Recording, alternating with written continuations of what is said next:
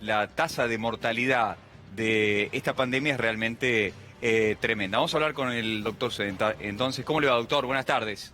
Bernardo y Agustín. ¿Cómo te va? Bien, Buenas bien. tardes, ¿cómo andas? Cuando usted escuchaba el repaso que hacíamos de los números, ¿no? Debe ser, esta tablita que estábamos viendo debe ser de lo más gráfico para entender en qué lugar está parado cada país, ¿no? Sí, claramente, para entender dónde estamos parados nosotros. Tenemos tenemos la posición 31 en el mundo por cantidad de habitantes y por suerte estamos en la posición 53 en cantidad de personas infectadas. Entonces Sí. eso nos hace sentir muy contentos de que por suerte hayamos limitado un poco la expansión del virus. Ahora bien, se suele decir que falta pasar la montaña todavía, es decir, que falta pasar el pico de la curva, nos resta todavía entrar de lleno en la circulación del virus comunitariamente y nos resta todavía el invierno, resta que lleguen las enfermedades estacionales. ¿Es posible que la Argentina conserve, no digo 6 muertos por millón de habitantes, pero que conserve una posición similar, es decir, que conserve más o menos esta estadística? Eso es un experimento que vamos a tener que ver ahora con estas aperturas o estas flexibilizaciones que se hacen sobre todo por el impacto comercial que está teniendo y económico que está teniendo la cuarentena, pero vamos a tener que vigilar muy de cerca cómo siguen la próxima semana los casos, porque dependerá de que los casos no se disparen de forma importante, que podamos continuar. Claro, por supuesto, y sobre todo en esto que tanto marcamos, que es la conciencia ciudadana, la responsabilidad de cada uno, con las medidas que ya sabemos y conocemos, que es el barbijo, el distanciamiento, la limpieza y la higiene. Ahora, hay una medida que toma como variable el gobierno de apertura, que es el tiempo de duplicación de casos. Ahora, doctor, yo le quiero preguntar, ¿cómo se calcula el tiempo de duplicación de los casos? Es decir, han dicho que en AMBA no llegamos al objetivo, porque de hecho no ha superado los 25 días que estaba previsto para esta fase, y por eso nos quedamos en esa fase 3. Lo que no entiendo es cómo se calcula eso. Eso tomás un punto de la epidemia, por ejemplo, buscamos la semana pasada, y a partir de ahí vemos, y esto se va haciendo todos los días, digamos, se puede ir avanzando diariamente, y se va viendo cuántos días lleva el número de casos para duplicar. O sea, si hoy tenemos 5.000, ¿cuánto demoramos de pasar de 2.500 a 5.000 casos? Sí.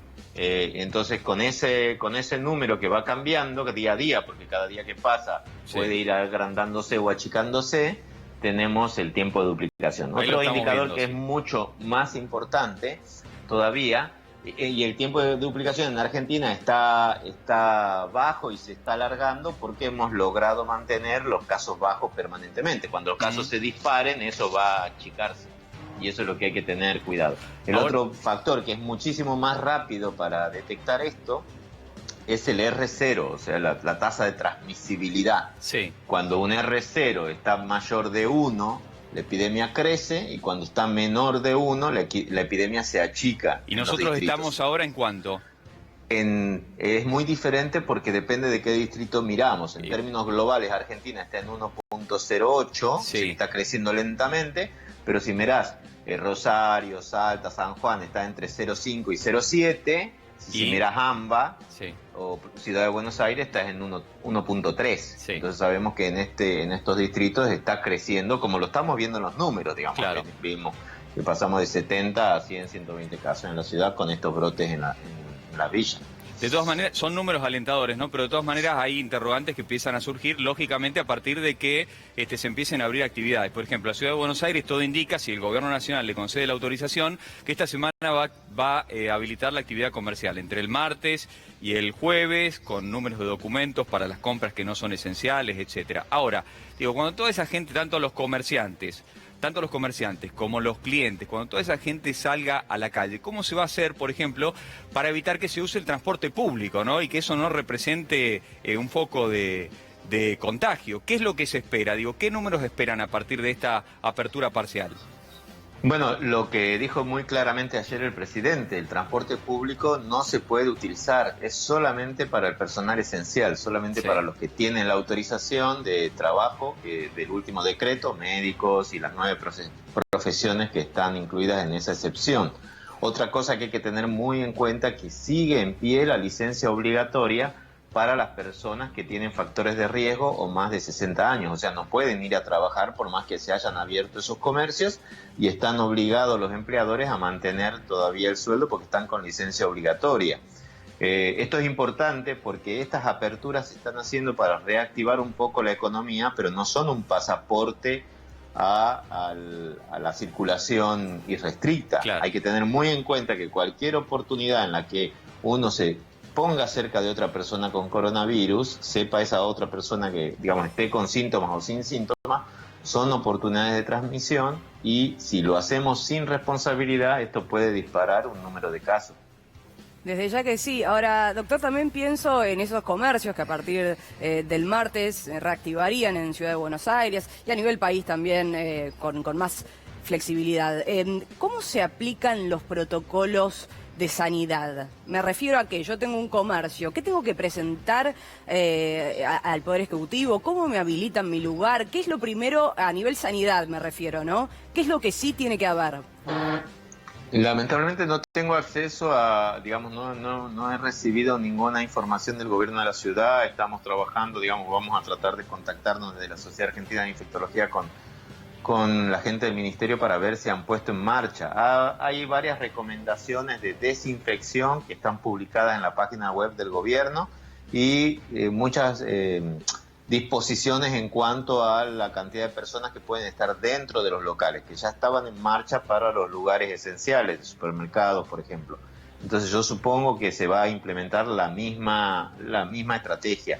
Tienen que tener, obviamente, el uso de barbijo permanente, respetar la cantidad de personas por metro cuadrado que está establecida en la disposición, hacer las colas afuera del local, no permitir más de determinada cantidad de personas dentro del local, y desinfección permanente con agua con lavandina, alcohol en gel, alcohol disponible y visible. Sí.